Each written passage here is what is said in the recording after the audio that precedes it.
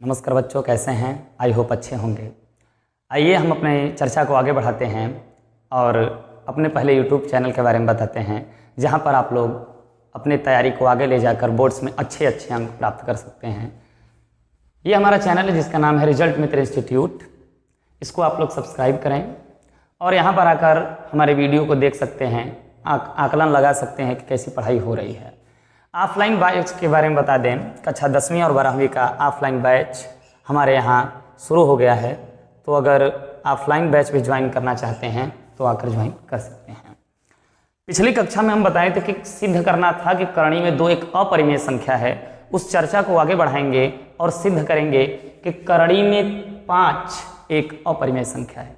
बच्चों, जैसे जैसे लैंग्वेज उस क्वेश्चन में किए थे हम लोग, वैसे ही इस क्वेश्चन में भी वही लैंग्वेज होगा। और जैसे करणी में 3 आ गया या करणी में 7 आ गया या करणी में 11 आ गया, वो सब इसी प्रकार होते चले जाएंगे। कैसे करेंगे? सबसे पहले बताए थे कि मानेंगे कि करणी में 5 एक परिमेय संख्या है, तो लिखेंगे माना करणी में 5 एक परिमेय संख्या है। तो बच्चों, आप लोगों को पता होगा कि अगर कोई परिमेय संख्या है तो उसे हम P/Q के रूप में लिख सकते हैं। तो क्या लिख सकते हैं? इसलिए करणी में 5 जो बराबर होगा P/Q के बराबर होगा। सबको पता है कि Q ≠ 0 होगा और P व Q पूर्णांक है। P व Q कैसी संख्याएं हैं बच्चों? P व Q पूर्णांक संख्याएं हैं। और मानेंगे कि तथा P व Q सह अभाज्य संख्याएं, P व Q सह अभाज्य संख्याएं हैं। ये सह अभाज्य संख्या क्या होता है बच्चों?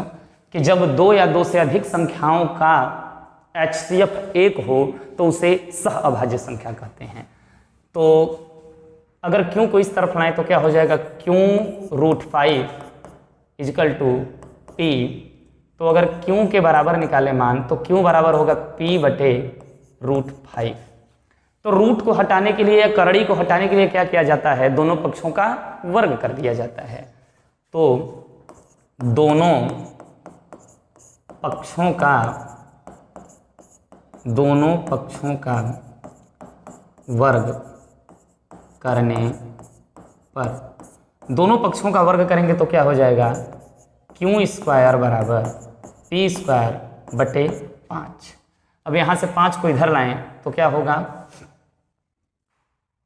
इसे पहले तो समीकरण नंबर 1 मान लें। अब लिखेंगे कि चूंकि 5 P² को क्या करता है? पूरी तरह से काटता है।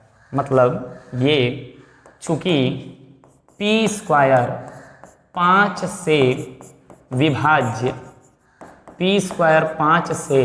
विभाज्य है, इसलिए P भी 5 से विभाज्य होगा। पिछली कक्षा में बताया था बच्चों कि क्या कि अगर कोई संख्या का स्क्वायर किसी संख्या को काटता है तो वह पूरी संख्या भी संख्या से कटती है। तो क्या लिखेंगे आगे? चूंकि P भी 5 से विभाज्य है, इसलिए लिखेंगे माना जो P है वो 5 से कटता है। तो जब जब P 5 से कटता है तो कुछ मान आएगा। तो मान लेते हैं कि बराबर क्या आता है? इसका मान K1 आता है। तो अगर इसको P बराबर करें तो हो जाएगा P बराबर 5 K1। इसे मान लेंगे समीकरण नंबर 2। अब क्या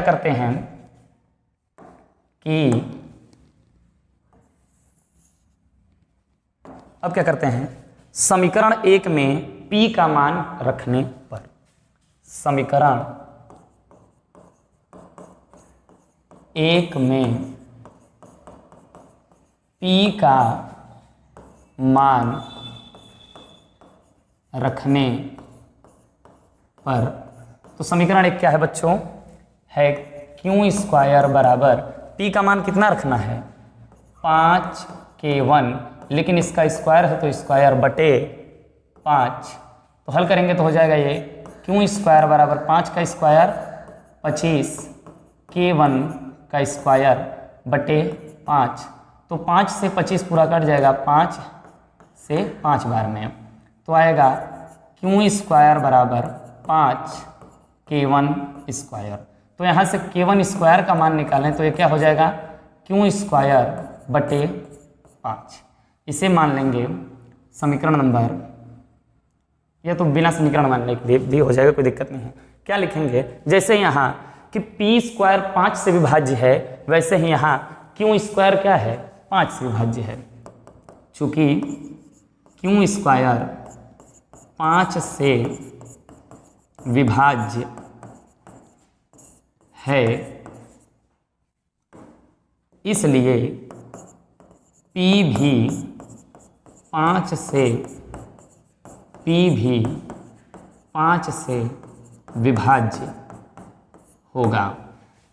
क्यू स्क्वायर, अरे यहाँ पर क्यू स्क्वायर होना चाहिए, देखिए कहाँ से क्यू स्क्वायर आ जा रहा है तो क्यू भी 5 से विभाज्य होगा। तो अगर क्यू 5 से विभाज्य होगा तो जैसे यहाँ माने थे वैसे फिर मानेंगे कि माना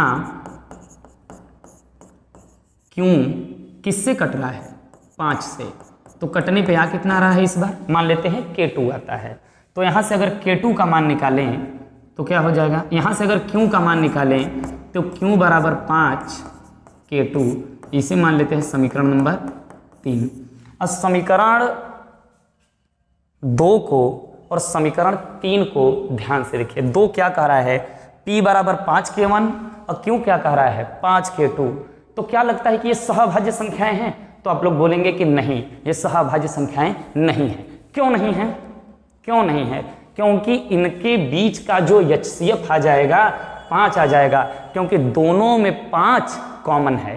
तो लिखेंगे, क्या लिखेंगे कि लिखेंगे कि समीकरण 2 व समीकरण 3 से स्पष्ट है,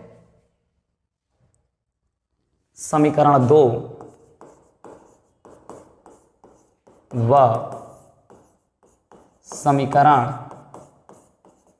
3 से स्पष्ट है कि समीकरण 2 व 3 से स्पष्ट है क्या कि P व Q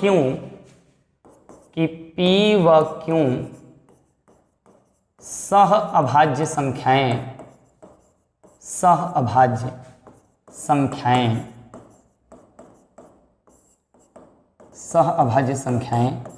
नहीं है। चूंकि हम लोगों ने शुरुआत में क्या माना था प्रश्न में कि P व Q क्या है, सहभाज्य संख्याएं, तो यहां पर नहीं है, तो हमारी अवधारणा क्या हो गई, गलत हो गई। तो लिखेंगे अतः हमारी पूर्व कल्पना, यानी पहले की जो कल्पना है, पूर्व कल्पना गलत है, पूर्व कल्पना गलत है। अतः सिद्ध होता है कि करड़ी में 5 एक अपरिमेय संख्या है। इसी प्रकार बच्चों अगर देता है प्रश्न कि करणी में 3, करणी में 7, करणी में 11, करणी में 13, ये सब भी एक अपरिमेय संख्या, तो आप लोग सिद्ध कर लेंगे। ये होमवर्क रहेगा क्या कि करणी में 3, करणी में 7 और करणी में 11, ये तीनों एक अपरिमेय संख्या है। इसमें एक प्रकार का और प्रश्न बनता है जो कि अगले वीडियो में हम लोग देखेंगे। आशा करते हैं कि आप लोगों को प्रश्न पूरा समझ में आया होगा। अगर कहीं भी डाउट रहता है तो आप लोग कमेंट कर दीजिएगा, हम कमेंट को अगले वाले वीडियो में, अगले वाले लेक्चर में सॉल्व कर देंगे। धन्यवाद।